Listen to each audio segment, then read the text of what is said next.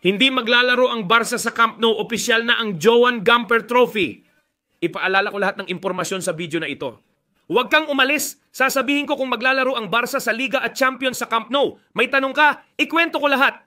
Mag-like ka at mag-subscribe. Hintayin kita sa dulo ng video. Tara na, mga mahal kong kaibigan na kules. Naglabas ng opisyal na pahayag ang Barca kung saan ipinaliwanag nila ang sitwasyon kung bakit hindi sila makakapaglaro sa Camp Nou. Tingnan natin ang nangyari. Dahil ang Gamper na nakatakdang ganapin sa kanilang laban sa ika-10 ng Agosto laban sa Comode, Italia. Ang kuponan ni SES Fabregas ang kalaban ng Barca sa Trofeo Johan Gamper, sa huli ang Barca. Sa pahayag na ito, ipinaliwanag nila na pansamantalang suspendido ang pagbabalik sa estadyo ng Football Club Barcelona kaya hindi rin magaganap ang Gamper doon. Dahil dito maglalaro kami sa Johan Cruyff at magbibigay ng susunod na impormasyon. Bakit hindi matutuloy ang laro? Ano ang nangyari? At bakit hindi makakalaro ang Barca ng tropeo sa kanilang estadyo Johan Gamper? Ganito, dito ipinaliwanag ng Barca sa kanilang pahayag kung saan sinabi nila ang mga sumusunod. Ipinapaalam ng Barca na kanselado ang unang laro ng pagbabalik sa Spotify Camp Nou na kasabay sana ng pagdiriwang ng tropeo Johan Gamper. Sa Agosto 10, ang desisyong ito ay dahil sa pagsasagawa ng mga kinakailangang gawain para matugunan. Pakinggan ito ang mga hinihingi ng ordinansa na nagre-regula sa mga proseso ng interbensyon ng pamahalaang lungsod ng Barcelona. Pagdating sa mga gawain, nagiging ganap na imposible, hindi magagawa na makumpleto ang mga kinakailangang proseso para makuha ang lisensya para sa unang paggamit, na magpapahintulot sa Barca na magkaroon ng mga manunood at maisagawa ang laban na ito. Hindi ko maintindihan ang nangyari dahil noong wala pang isang buwan, naglabas ang club ng sikat na video kung saan hayagang pinag-uusapan ito. Nag-anyaya rin sila sa mga tao para sa ika-10 ng buwan. Pumunta tayo sa Kano o sa Gamper. Hindi ko maintindihan kung bakit ngayon hindi na binibigay ng ayuntamiento ang unang okupasyon na lisensya sa Barca. Sa mga lugar kung saan uupo ang mga tagahanga at miyembro ng Barca para manood ng laro, may nangyari siguradong dahilan kung bakit naging imposible at hindi na maaaring ituloy ang laban. Hindi ko alam kung kasalanan ba ito ng kumpanyang gumagawa ng konstruksyon sa stadium. Kasalanan ba ito ng pamahalaang lungsod na nangako noon sa club ng proseso na hindi nila matupad ngayon? O kung kasalanan naman ito ng lupon ng mga direktor? Kay Joan Laporta ba dahil sa pagiging padalos-dalos niya? Sa pangunguna at pag-anunsyo ng opisyal na pahayag na hindi ko talaga maintindihan kung kilala ko si Laporta? Talagang nagulat talaga ako na ang Barca ay mag-aanunsyo ng isang bagay ng opisyal tapos hindi naman ito mangyayari. Pero marami ring tao ang maaaring mag-isip na, normal na lang yan, sanay na tayo sa ganyan. Hindi ako maglalabas ng anumang batikos, pero ang gusto ko talagang gawin ay maghintay ng totoong impormasyon. Impormasyon na magsasabi talaga sa atin ng totoo. Bakit inianunsyo pa kung hindi pala pwedeng gawin? Natotoo talaga ito, medyo na ilalagay ako sa alanganin. Dito, sabi niya, konkretong dahil sa laki ng ginawang proyekto, naging imposible na matugunan ang lahat ng hinihinging mga rekisito. Dito, nililinaw na niya ang mga duda natin, di ba? Sabi niya, ang dami ng rekisito. At naiintindihan din naman kasi iniisip ko na para sa isang arkitekto, para sa isang taong nagtatrabaho sa munisipyo ng Barcelona, siya ang dapat magkumpleto ng lahat para walang aberya sa seguridad. At sandali lang, huwag kang umalis dahil sa dulo ng video, ipapakita ko sa iyo ang mga litrato ng kasalukuyang kalagayan ni Del Cano. Para makapasok sa estadyo, ang 30,000 tao na inaasahan, maraming mga kinakailangan.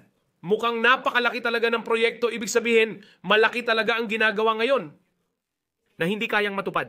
Sa lahat ng mga hinihinging requirements ng munisipyo, sabi nila, para masunod ang mga patakaran na nagre-regula sa pagkuha ng nasabing lisensya. Kahit na gusto ng club na pagganahin ang Spotify Cano ayon sa mga sektor, nagtutulungan na ang club ngayon. Nakikipagtulungan sila sa munisipyo ng Barcelona at sa mga kaugnay na ahensya para makausad sa iba't ibang mga requirement. Ipapaalam nila sa mga miyembro ng club ang bagong impormasyon tungkol sa petsa ng pagbabalik. Ayon kay Barca, ang pagkaantala na ito ay hindi nakakaapekto sa schedule ng mga bayad na itinakda para sa pagbabayad ng utang ng SPY. Barca, mahalaga yan, ha?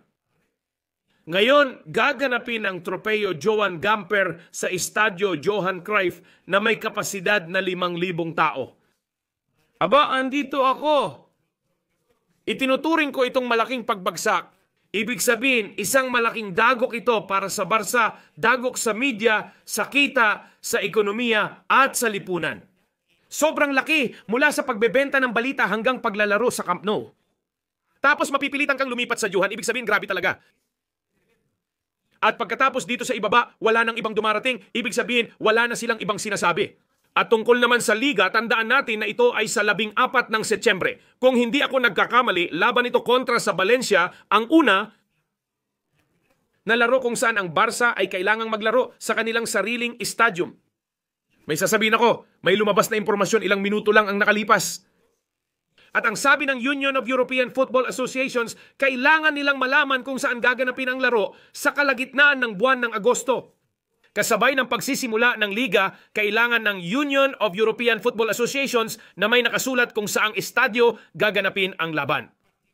Ibig sabihin, opisyal na lalaruin ang unang yugto ng Liga ng Champions. Ibig sabihin ba wala talagang lusot dyan? At ang Barca ay may wala pang 1 buwan para tiyakin na sa ikalawa o ikatlong linggo ng Setyembre na magsisimula ang Champions. Maaring maglaro ang Barca bilang home team at dapat tiyaking kumpirmado ang stadium nila. Kaya mag-ingat dahil delikado talaga ang sitwasyon at ilang sandali lang ang nakalipas, ang Diaryong Mundo Deportivo na hahanapin natin dito ay nagsalita. Pansin, sinasabi nito na ang Barca ay nagtatrabaho na sa Plan B na bumalik sa Estadio Olimpico Huiz kasama si Pines. Ibig sabihin, isang tunay na kabaliwan, totoo bang kailangan talagang bumalik sa Estadio Olimpico?